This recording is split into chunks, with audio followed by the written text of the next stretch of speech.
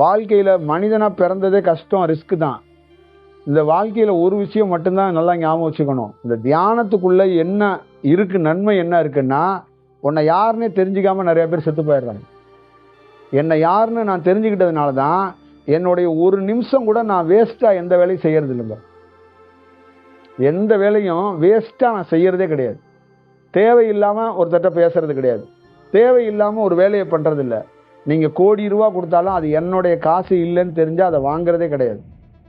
அப்போ தேவையற்ற செயல் ஒதுக்கப்படுது.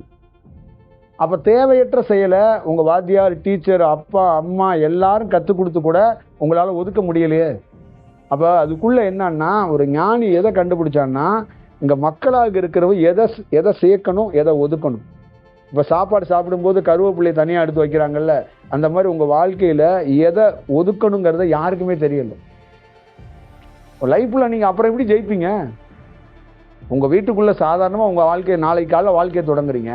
எதை சேர்க்கணும், எதை ஒதுக்கணும்னு உங்களுக்கு தெரியலையே.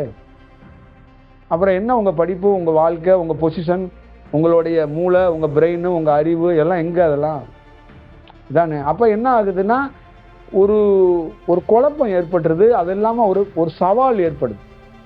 அதுதான் விஷயம். அப்போ ஒரு எங்களுக்கெல்லாம் சவால் இல்லாத நாள் என்னன்னா, எதை ஒதுக்கணுமோ அதை தெரிஞ்சிட்டோம். அதனால் அங்கே சவாலே இல்லாமல் போயிடுது. வாழ்க்கை ரொம்ப ஈஸியாக போயிடுது.